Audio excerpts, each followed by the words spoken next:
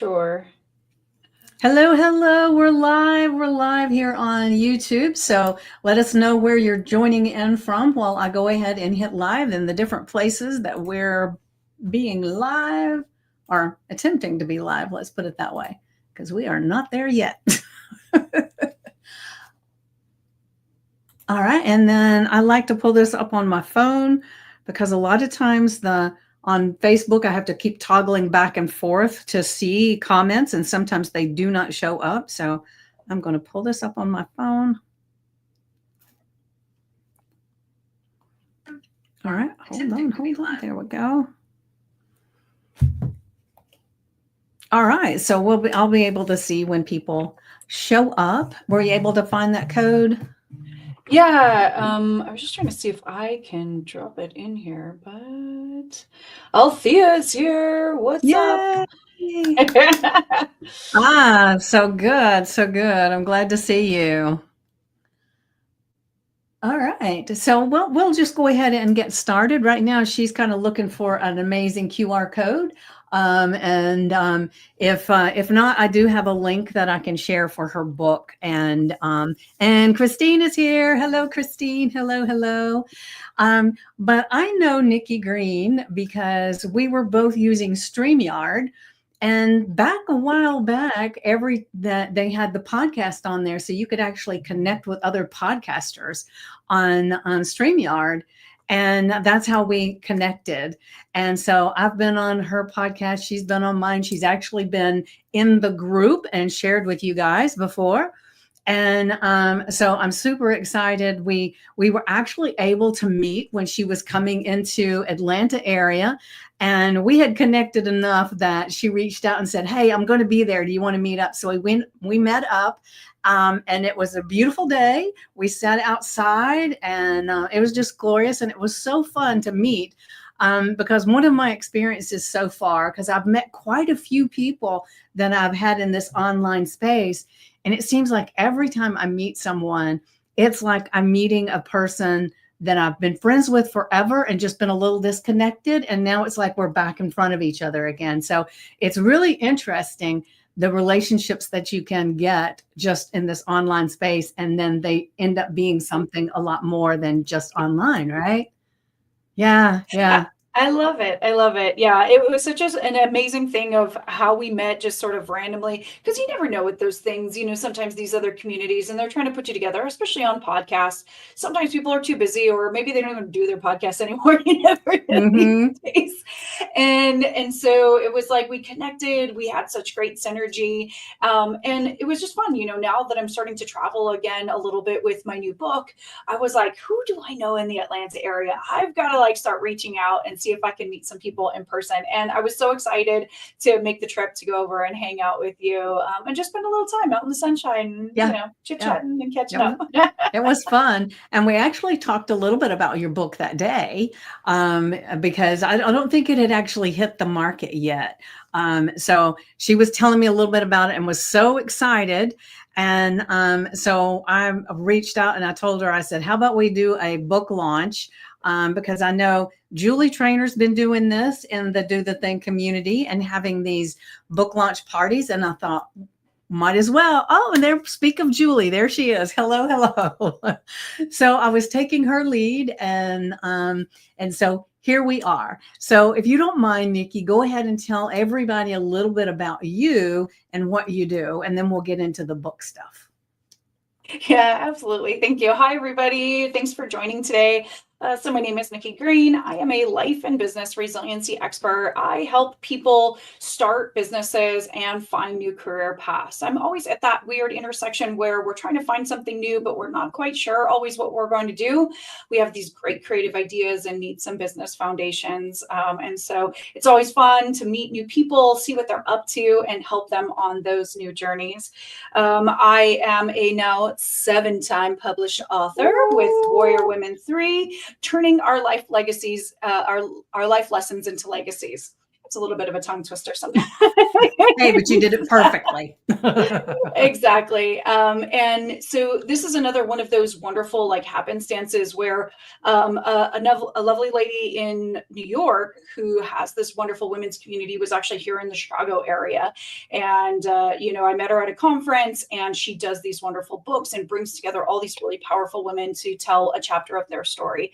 And when she gave me the opportunity to be a part of it, I said, oh, I've got to do this. So Yeah, thank you so yeah. much for bringing me on the show and talking a little bit about the new adventure of this book. Yeah, yeah, and it's interesting because I was a part of a book where it was like, I don't remember how many authors were in the book, and all of us were coaches and everything, but we didn't do anything like this. It was like I had some of the physical books and I sold them to my clients, and I sold them and gave them away at different places. But I wish that we had had something like this available, because it really helps you to get your voice out there, let people know what you're doing, and maybe take advantage of getting the physical book. I'm one of those people. I love my e-reader, right? I love to do that, but I prefer a physical book. Something about smelling the pages, especially when it's a brand new book. I don't know. I just have this love affair with my books. I know It was funny. that's TMI, right?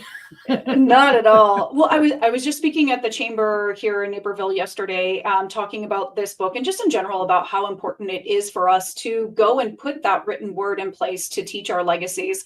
And that question came up. It was like, oh, do you find people really like physical books anymore, or is everybody kind of on the ebook phase? And I said, the funny thing is, nonfiction books like this actually sell better in paperbacks because you can physically go, you meet people at events, and you have it as almost a business card, right? A really fancy business card. Well, Versus not people that only read that, I know fantasy. I'm Yeah. interrupting. Sorry about that. You're used to that with me, aren't you, Nikki? Yeah. But anyway, not only that, but when it comes to having a business type book, I want the book because I want to be able to highlight it, make notes in the corner. And I know you can do that on the e-reader, but it's not the same. There's some kind of physical gratification with highlighting and writing. And I know we've got quite a few people on here watching. Do you feel me, guys? Do you want to highlight and write in books? If yes, put a 1 in the comments, because I'm telling you, it's like, if you look at any of my books and there's not something in there, it's because I haven't read it yet. Well, and it's more of like an academic study, right? Like you're picking Mm-hmm. up this book because you're trying to learn and you're probably going to read it again and again. Other things that you might read kind of more for leisure by the poolside or, this summer while we're outdoors, an ebook is fine because you might have a couple of them that you kind of switch in between as you're doing different things. Yeah. So I think the nonfiction books definitely tend to be more popular, in the paperback. And then that way too, some of my books actually have exercises you can do. And so you can write right in the book and create a journal out of it. So Yeah. And Julie shares that she's the same with a paper planner. You can write in it old school. yeah.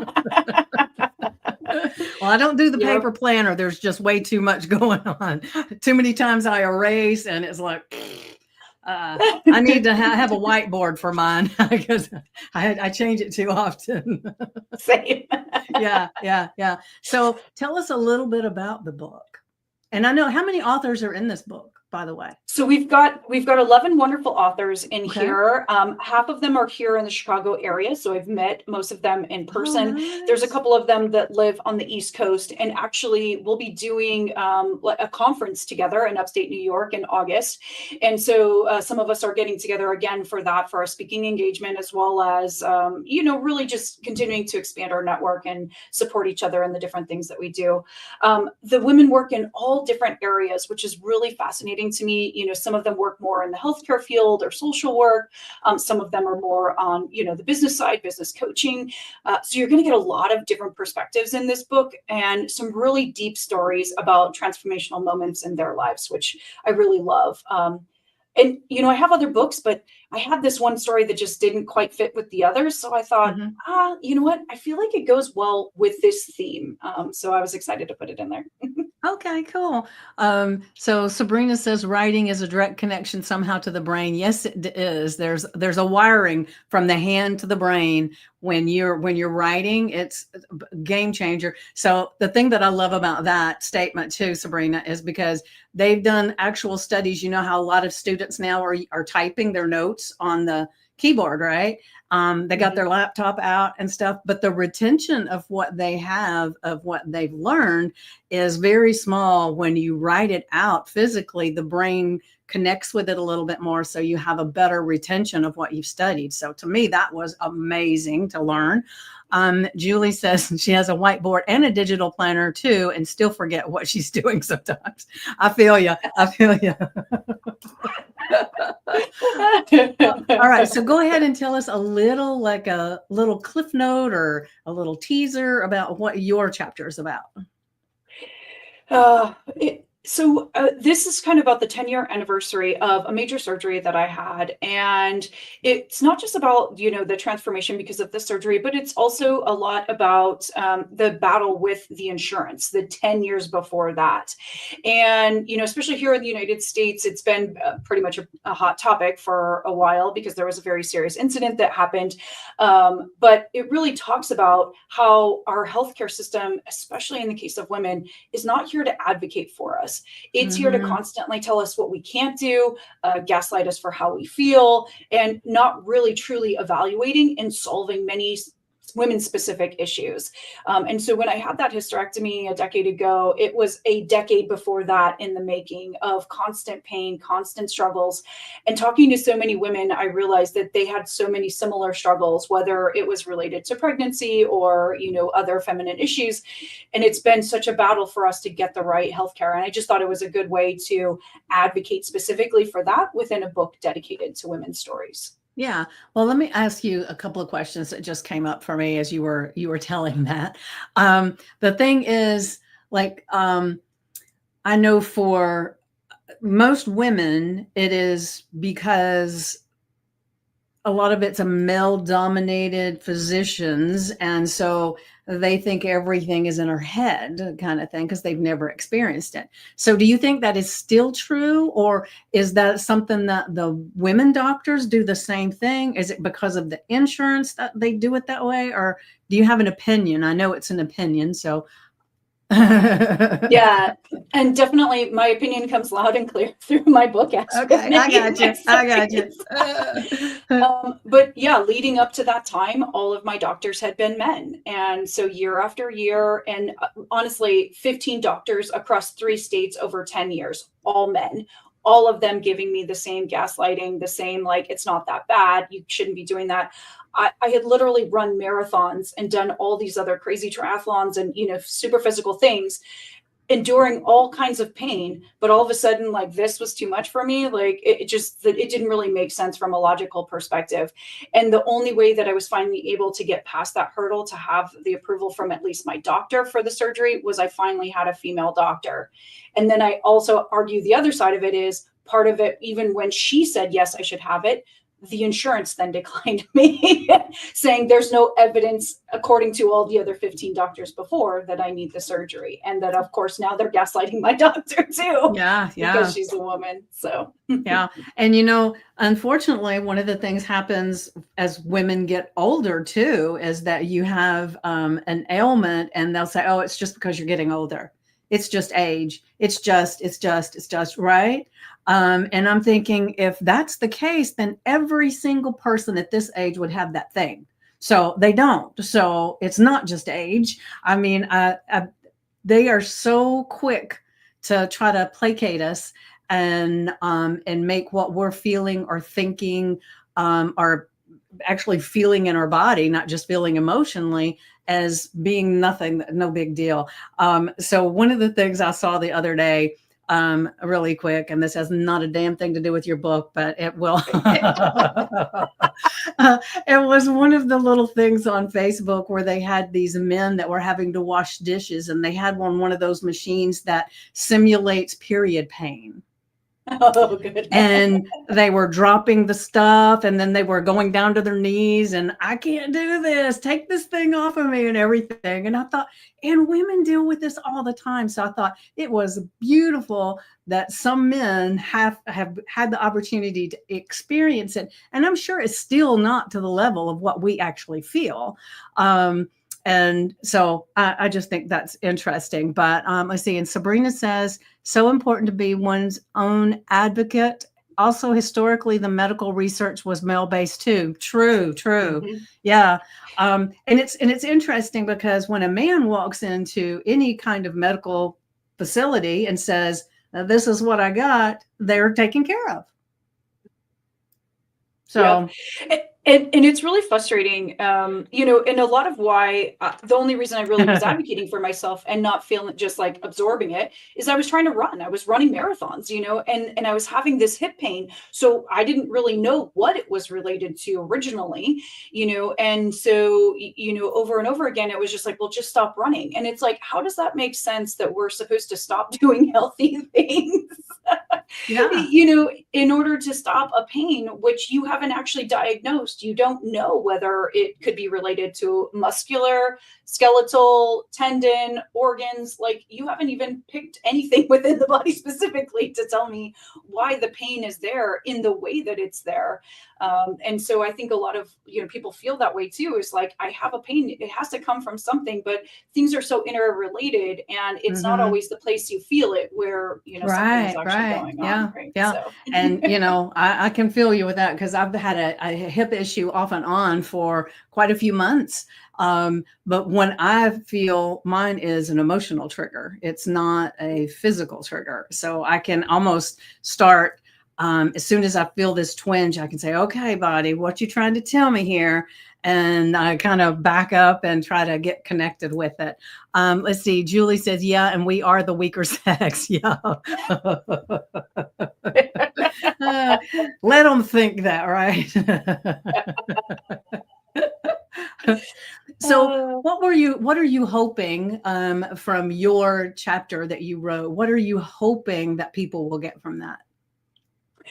definitely to advocate more for women. And I think, part of the audience said it too. There was another book I was reading that was also really highlighting the disparity in medical research towards women's problems. Even in women's specific issues, they were using men. How does that make any sense? Yeah. And so I think that's really where we have to continue to bring to light that disparity of not only like what insurance covers, but why it only covers certain things, because we haven't done the research to make sure we really understand what's physically different. As much as we want to say we're equal and we're, all these things, which I am absolutely, a proponent for, physically we are different, and we need to start embracing that again so that we can actually get recognition and the treatment that we need.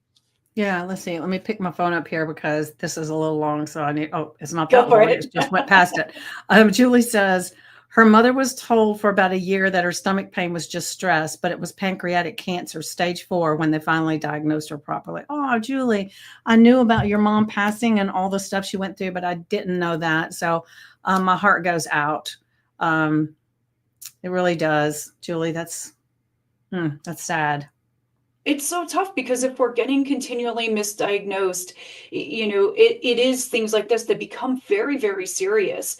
The thing I talk about is that had they done my surgery, even 5 years earlier when it wasn't as severe, when the fibroids weren't as big as they were, it would have been a minor surgery. Because they waited so long, I looked 4 months pregnant and I had just run a marathon. Like, Wow. it ended up being a very long 5 hour surgery, very intensive. I was out of work for a very long time. I couldn't walk, I couldn't get out of bed, and so the thing that they thought they were trying to prevent is me not being able to have children, they actually caused. And so it's really this cause and effect thing that people have to consider. Like, we've got to be quicker about diagnosing and really solving people's medical issues. Yeah.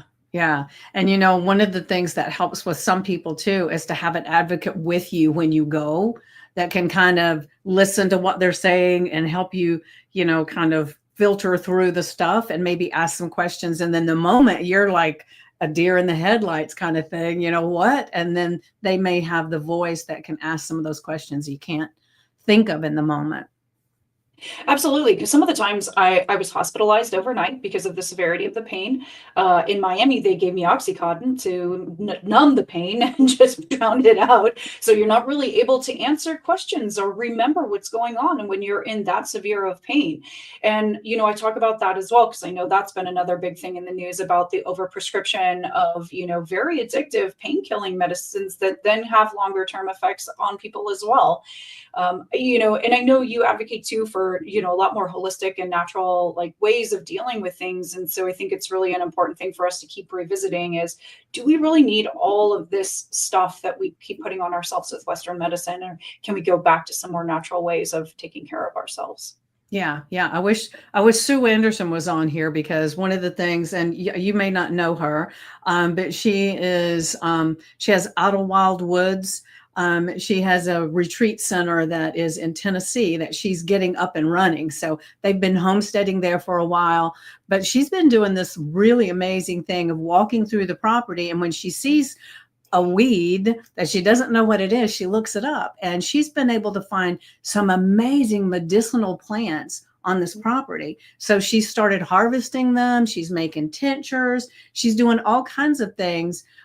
So it's like most of the time we mow that crap down, right?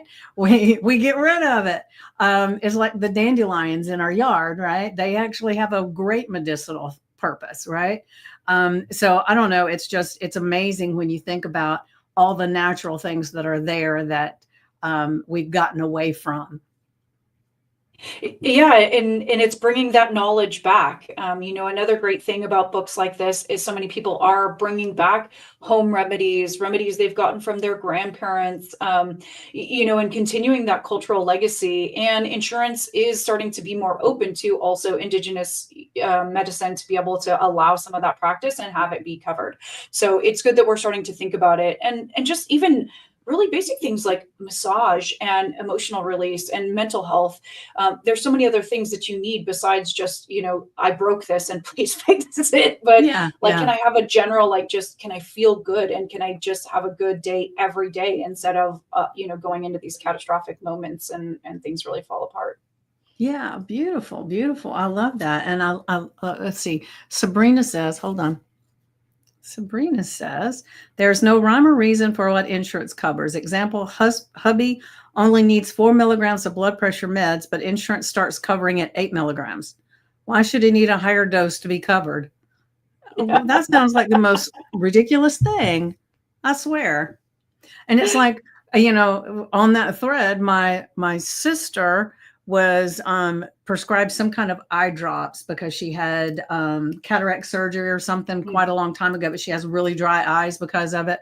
And so when she went to go get this prescription, it was like $1,000 for a month.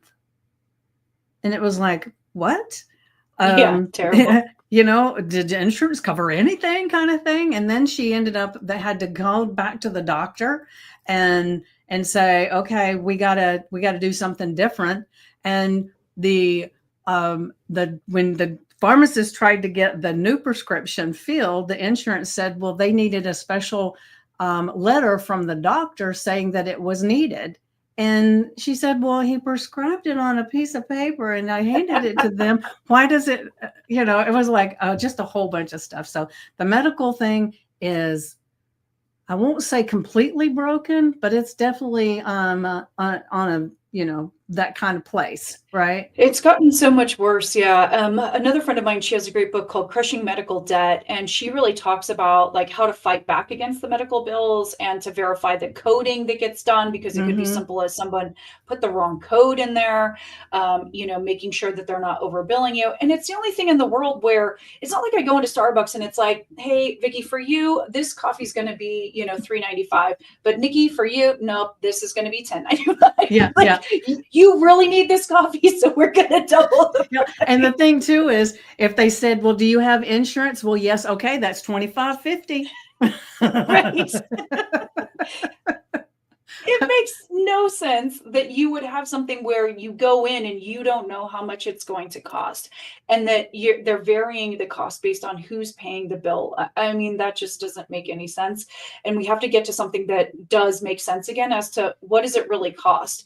and I always hear all this stuff about, oh, well, doctors get sued and they need insurance and blah, blah, blah, and all this excuses about it. But at the end of the day, like, I should be paying for the medical care I'm actually getting, not all of your overhead, and Yeah. administrative costs that have nothing Yeah. to do with me. Right. Yep. So, All right. So Delisa says, I was on blood pressure medication for 2 years. I was having side effects and decided to try a natural way to regulate my blood pressure. I found out avocados help lower blood pressure. My doctor was even surprised that my blood pressure is better than when I was on the medication. Oh, congratulations. And then Sabrina says, lots of hoops to jump through to get what is needed. Yes. Well, yeah. maybe with books like this, where Nikki's explaining some of this, maybe there'll be, I know it won't change everything overnight, but maybe it'll at least get some people more aware so they can do, like, I can't remember who it was said, that you have, I think it was Julie, that you have to advocate for yourself. So it kind of gives you permission, because a lot of times people take whatever the doctor says as the gospel because they act like they're the gods in the room, right? Yep. And so it's beautiful when you can finally get people to say, ask a question. If you don't like what they say, go find another doctor. And I will say, when I was pregnant with my son, I had hired a pediatrician, and he said something to me that felt kind of weird. And I cannot even remember what it was, but it was like, I don't think I like this guy. So I went to change doctors. Do you know, he called me up and reamed me one because I was giving up on him. I was taking my health in my own hands. I said, I'm not taking my health in my own hands. I got another doctor. Mm-hmm. So, yeah. But it was like, he thought because he said it, I should adhere to whatever he said. And it's like, I don't think so. And so it's really, really important for us to like be our own advocate and not just think that they know what they're talking about because they have this plaque on the wall. For all we know, they might have just snuck in on that. It doesn't have their scores up there.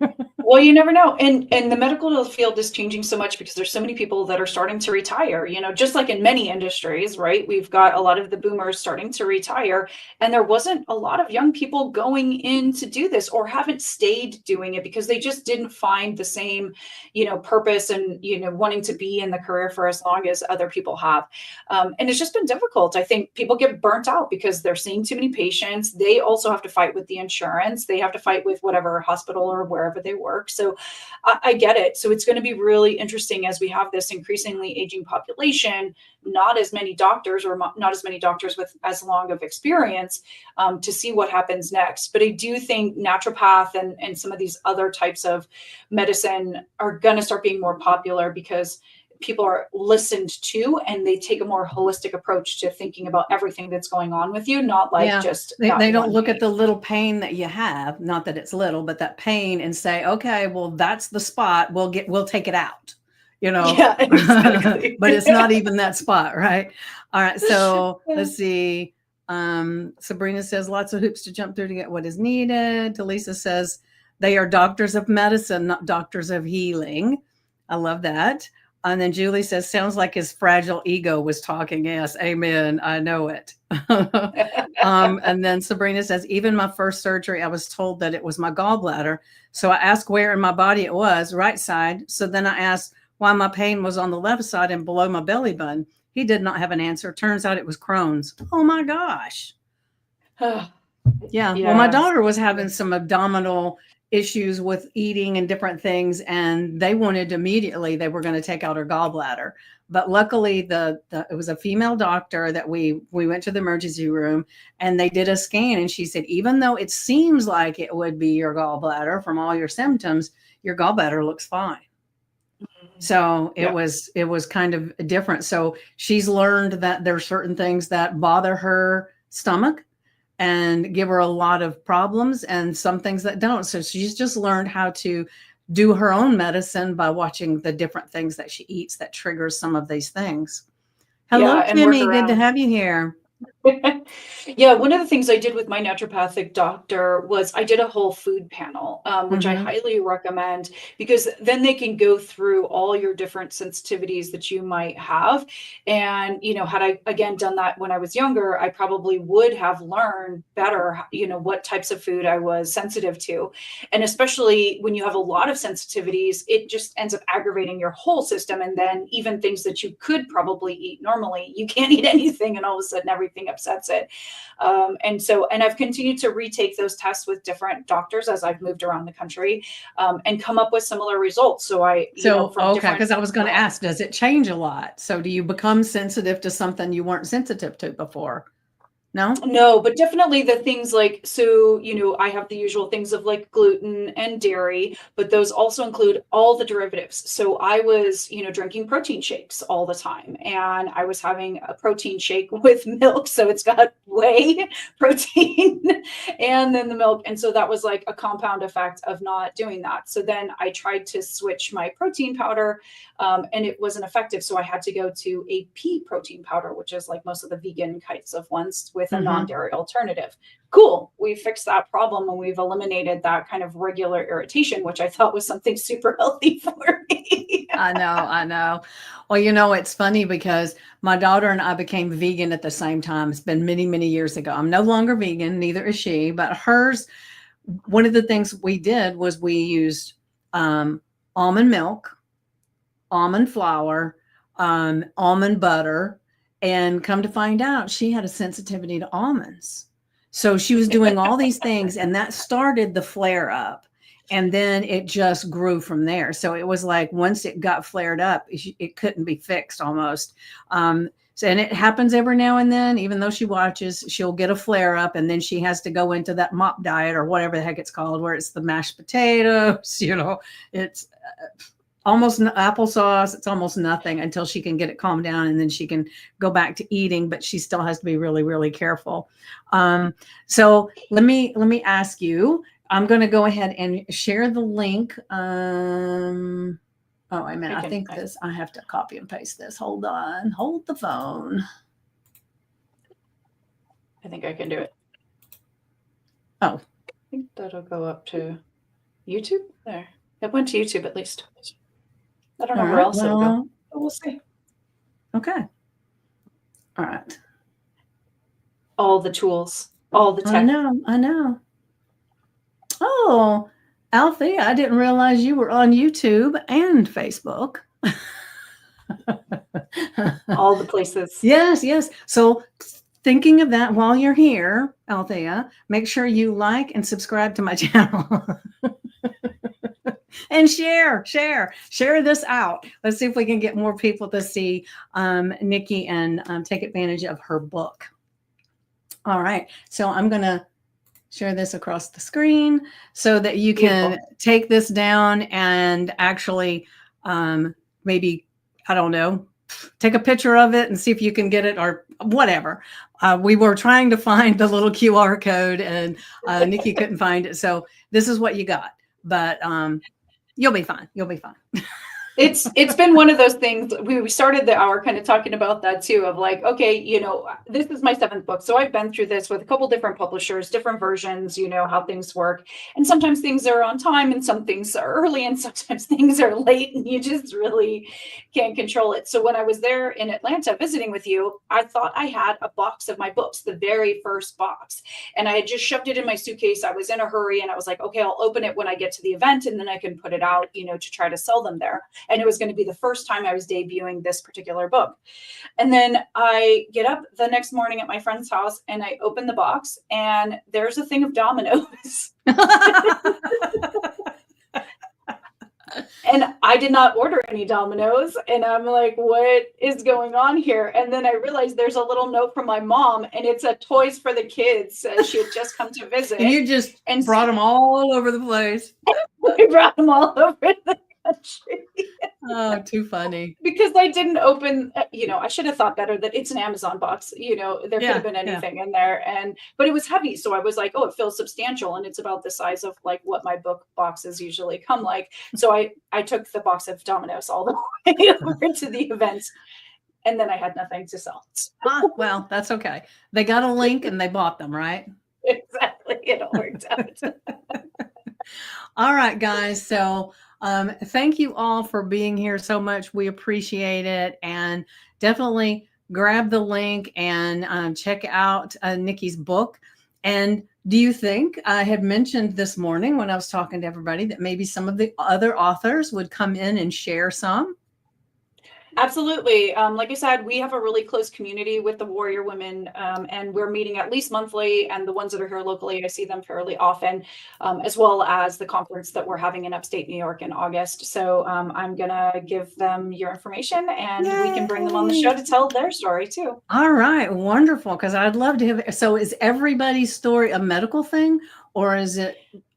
What is It's different things. Some of them are medical, and some of them are medical because they're in the medical field. So their experiences that they had as a profession. Some of them are personal medical experiences, maybe not to them, maybe to family members. And some are just more legacy, information from, learning about their culture. So it's been a really interesting, amalgamation of these different stories.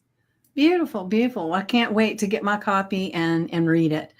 All right, guys. So are there any last questions or anything for Nikki that you'd like to ask?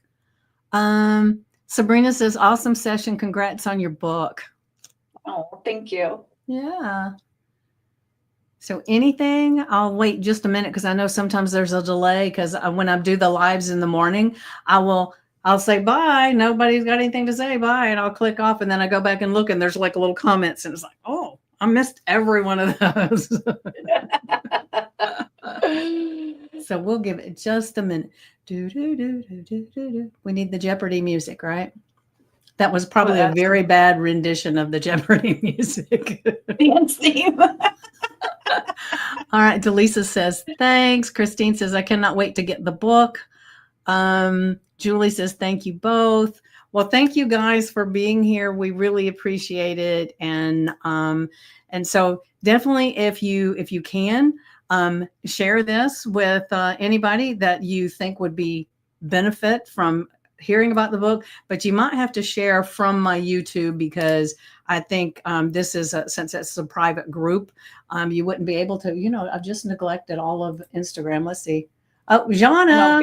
Hi, Jana, over on Instagram. All of a sudden I thought, wait a minute, I put Instagram on here too. It's tough being so popular. All right. Well, and I dropped my link on there too, in case anybody wants to reach out and connect with me too at thenikkigreen360.com.